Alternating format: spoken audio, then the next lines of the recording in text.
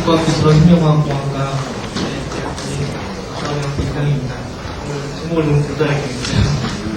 포토닉 공사과 운영에 대해서 주로 시간대에 하고 있는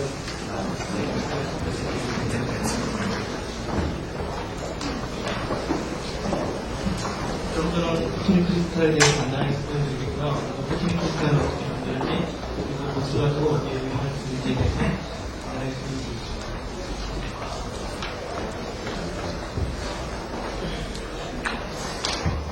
우리가 세마이컨덕터 크리스탈에서 SLE 기술로 대회되면 특정한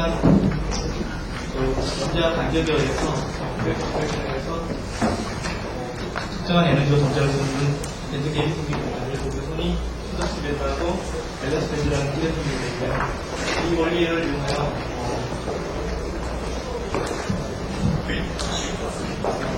이 같은 경우는 원리를 이용하여 모든 물질들이 구체적으로 배열되면은 우리가 마찬가지로 우리가 빛의 영역에서 밴드가 크게 됩니다. 이것을 우리가 포토닉에 연결하려고 이런 것을 갖고 있는 물질을 포토닉 크리스탈이라고 얘기합니다.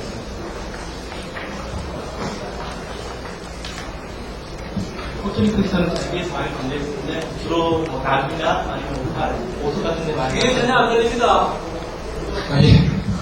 나비나 오팔 같은 데서 주로 나타나고요. 우리가 나비가 색깔이 나타나는 이유가 습수가 있어서 색깔이 나타나는 게 아니라 이 나비 색깔이 나노입자들이 구체적으로 배열되어 있어서 특정 파장의 빛을 나타나기 때문에 우리 눈에 이렇게 색깔이 나타나게 됩니다. 대표적인 영상 분야는 포토닉 크리스탈 5하고 포토닉 크리스탈을 이용해서 보통 외부 가이드들이 토탈 플레이트를 이용해서 이게 가이드를 하게 되는데 그래서 스펙트럼을 만들어가지고 가이드를 하게 됩니다. 보통 외부 가이드들은 엔딩이 생기거나 아니면 모습 같은 데 많이 생기게 되는데 이것은 리플렉션을 이용하는 것이 아니기 때문에 밴딩에서도 로스가 없이 우리가 스펙트럼을 풀 수 있는 장점을 가지고 있습니다. 그리고 필트 쪽이나 아니면 센서 쪽으로 많이 이용할 수 있습니다.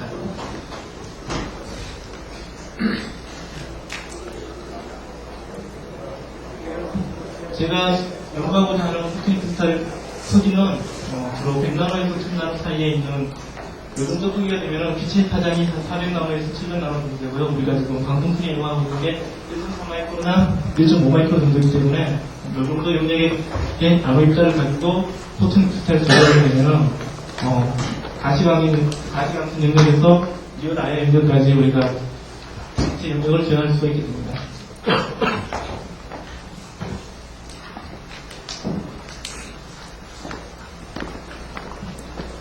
대표적으로 포토닉 크리스탈을 제작하는 방법들을 이렇게 크게 네 가지로 나눠봤는데요. 탑다운 방식으로 알려준 방법들이 기존에 우리가 세마이컨덕터 반도체 공정에서 포토리스그래피나 아니면 요즘 엣지가 플러스를 이용해서 만드는 방법들이 있고요. 이 방법들은 아주 잘 배열된 구조를 넣을 수 있는 반면 가격이 비싸고 만드는데 아주 시간이 많이 걸리는 단점을 가지고 있습니다. 그리고 그것은 마이크로 로봇을 이용해서 파티클 하나하나를 느끼는 배열할 수 있다는 것 같은 정도고요. 제가 관심 가지고 있는 것은 폴리머 나노입자를 가지고 이것들을 규칙적으로 배열해서 포토닉 크리스탈을 제작하는 것입니다. 그래서 이 폴리머 나노입자를 가지고 포토닉 크리스탈을 제작하는 것에 대해서 말씀드리겠습니다.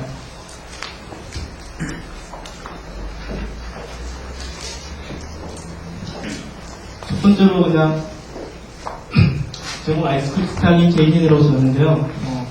폴리스타일렌 비드를 만든 다음에 그림과 같이 두 유리판 사이에다가 폴리스타일렌하고 물하고 같이 섞여서 스테인 용액을 집어넣은 다음에 아래층에서부터 서서 열리게 됩니다.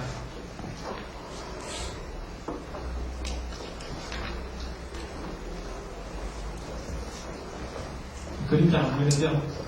열리게 되면은 요 표시한 부분에 같이 색깔이 나타나게 되는데요. 색깔이 나타난다는 얘기는 나노입자들이 규칙적으로 3차원적으로 잘 배열됐다는 것이고요. 여기서 보시는 바와 같이 요 하얀 영역에서 빛을 반사하기 때문에 이렇게 색깔이 나타나게 됩니다. 이것은 요 샘플이고요. 요 앞에 있는 샘플은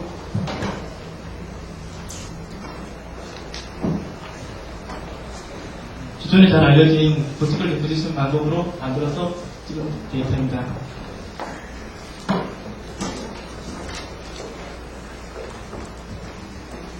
두 개의 똑같은 샘플인데 피크 위치가 달라지는 이유는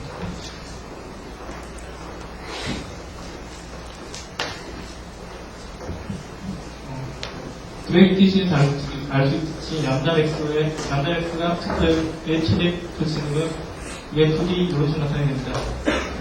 버티컬 데포지션을 만든 방법은 폴리스타일의 파티클하고 사이가 에어로 채워져 있기 때문에 둘 중에 레벨이 강하고 그 다음에 좀 전에 템플에서는 폴리스타일의 사이의 공급들이 얼음으로 채워져 있게 됩니다. 그래서 둘 중에 레벨이 값이 커지기 때문에 피크가 모시게 돼서 이동되는 것을 알 수가 있고요.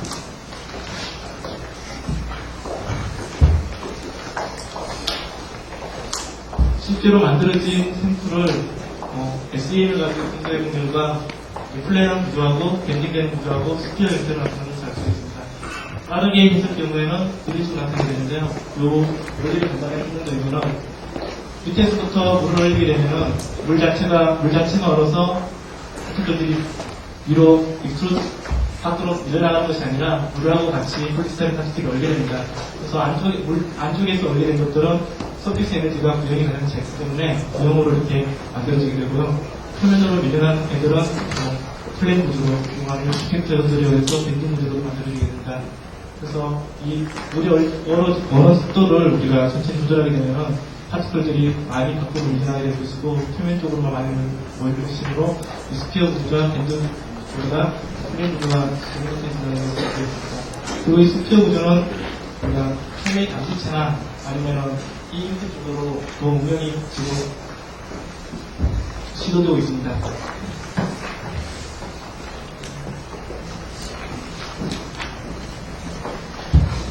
실제로 천천히 열렸을 경우에는 스피어 구조나 밴딩 구조보다는 이렇게 플랫한 구조가 두 형태로 열렸다는 것을 알 수 있었고요.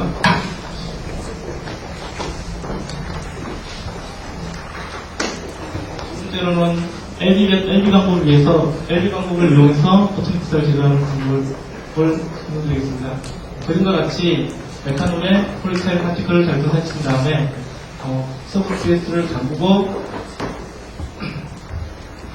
담그게 되면 파티클들이 요 계면에 서브스트레이트하고 에어하고 메탄올 계면에 이렇게 메탄올 계면에 이렇게 얼라인하게 되고 이 메탄올이 증발하게 되면 파티클과 파티클 사이가 디스토션이 생기고 피필릭 코스에서 파티클들이 어셈블하게 됩니다. 그리고 서브스트레이트를 우리가 천천히 당기게 되면 어셈블리 파티클이 기판 위로 그대로 오게 되고요.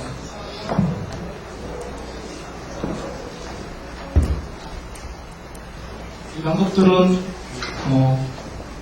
당기는 속도, 기판을 당기는 속도에 따라서 쓰는 것이고요. 당기는 속도가 천천히 되면 될수록 패킹 데스트가 올라가는 수가 있고, 이 과정을 반복함으로써 멀티 레이어를 얻을 수 있는 것을 알 수 있습니다.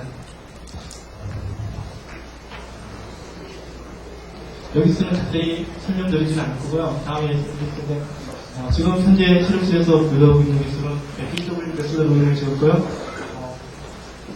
파티클 사이즈에 관계없이 지금 대표적으로 240나노, 500나노, 900나노짜리를 가지고 균일하게 이게 표면 SEM 사진이고 이게 단면 사진입니다.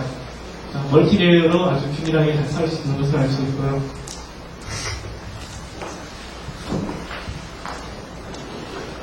이것이 단면 사진입니다. 그러니까 이것이 한 200 레이어 정도 되는데 전 레이어로 이렇게 균일하게 스펙트 없이 이렇게 쌓을 수 있다는 것을 알 수가 있습니다.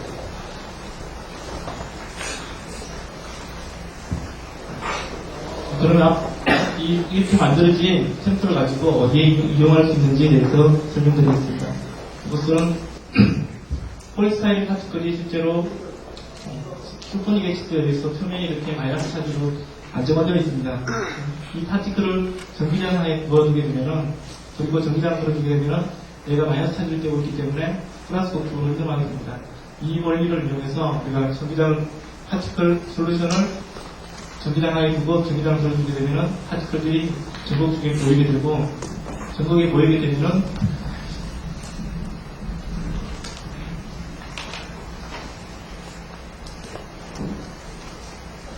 처음에는 우유와 같이 우연 상태입니다. 파티클들이 랜덤하게 들어있기 때문에 스케이트링 돼서 빛이 통과할 수 없게 되는데, 전기장을 들어주게 되면은 특별한 10V 정도 넣고요. 전기장을 들어주게 되면은 파티클들이 전국 주위에 모여서 투명하게 됩니다. 그래서 이쪽을 스마트 윈도우 쪽으로 응용할 수 있을 것이라고 생각하고 있고요.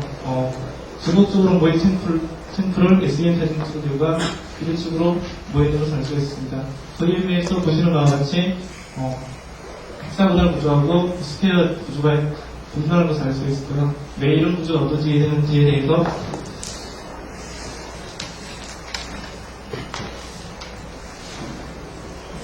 생각을 해보면은 이것은 전기장을 불어주고 첫 레이어만 어떻게 생기는지를 본 사진입니다.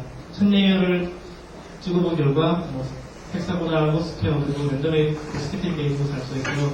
이렇게 생기는 이유가 전구장에 의해서 모형 속에서 얘네들이 어셈블리 되기 때문에 파티클끼리의 캐플링 포스나 이런 것들이 없기 때문에 파티클끼리 뭉칠 어떤 이유가 없습니다. 그래서 랜덤하게 배열하게 된 것입니다. 하지만 제가 헥사고널 구조나 아까 보듯이 헥사고널 구조처럼 보이는 스퀘어 구조나 모두 FCG 구조가 한 개는 모노는 디렉션으로 배열되고 한 개는 190 디렉션으로 배열되고 있기 때문에 둘 다 FCG 구조로 빛을 이제 투명하게 빛을 통과시키게 됩니다. 그래서 이 원리를 이용해서 우리가 빛을 통과시키거나 아니면 통과 안 시키거나 것을 제어할 수 있을 것이라고 생각하고 있습니다.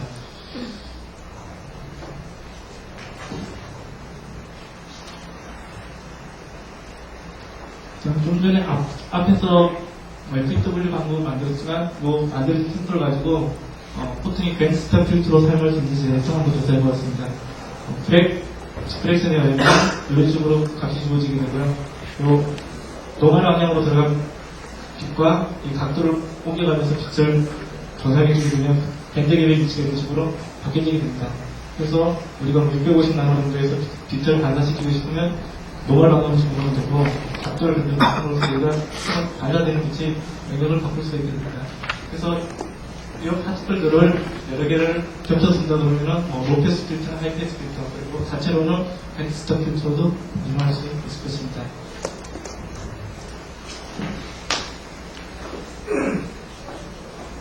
사이즈에 따라서 한번 해봤는데요. 180나노 그리고 350나노 파티클입니다. 보시는 바와 같이 앞에 브레이크 트랙션에서 밴드의 위치가 이렇게 변하는 것을 알 수 있고요. 이 파티클 여러 가지를 이용하면 우리가 가시방송 영역에서 모든 영역에서 우리가 빛을 제어할 수 있을 것이라고 생각하고 있습니다.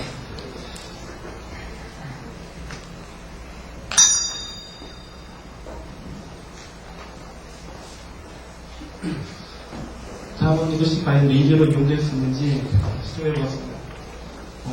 샘플은 그림과 같이 만들었고요. 가운데 에미팅 레이어로서 폴리플로렌을 달았고요. 폴리플로렌이 옵소션의 쉐드 피크가 300% 나오는 문제고 PL 130가 430 나오는 문제입니다. 그리고 리플렉팅 레이어로서 포트닉 크리스탈을 달았고요.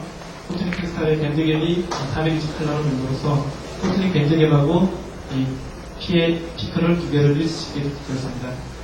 이렇게 일치시킨 이유가 포트닉 밴드갭에서는 이 부분의 빛을 전부 다 반사시키기 때문에 이 빛이 이렇게 가이드가 되면서 일부는 앰플리파이드에서 밖으로 튀겨나오면서 레이딩되지 않을까 해서 이렇게 샘플을 제거했고 폭스 피크에 맞는 레이더를 이용해서 이렇게 피해를 찍어보았습니다.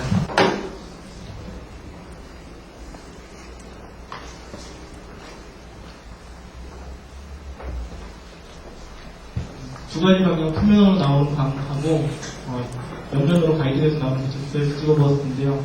일단 레이저 파워가 좀 약해서 그렇게 해서 좋은 데이터는 안 나왔고요. 일단 밴드갭이 보시는 것과 같이 이 정도에서 밴드갭이 생기게 되고 원래 폴리플로렌의 피해 자체는 이런 식으로 생기게 됩니다. 그리고 빨간색으로 나타낸 부분이 노멀 방향으로 튀어나오는 빛인데요. 이 밴드갭에서는 빛이 원래는 밖으로 못 빠져나오기 때문에 빛이 이렇게 들어가 밴드갭과 똑같이 이렇게 들어가야 됩니다. 그런데 이쪽 부분에서 빛이 나온다는 얘기는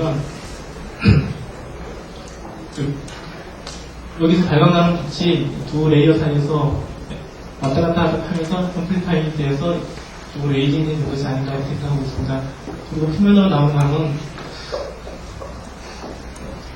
이쪽 부분은 밴드갭이 지난 부분에서는 빛이 나오고 아래쪽 부분은 안 나오는 걸로 봐서 일단 파워 세면은 일단 잘 나올 수도 있을 것 같고요. 일단 지금 실험 데이터로서는 좀 전에 여기서 빛이 나오는 방향이 용활 방향이 아니라 옆으로 가는 것들은 좀 전에 그래픽 프렉션에 의해서 밴드갭이 이쪽으로 이동하는 것을 알 수 있습니다. 그래서 밴드갭보다 낮은 쪽으로는 빛이 다 소멸되고 나머지부터 큰 빛에 대한 것을 볼 수가 있습니다.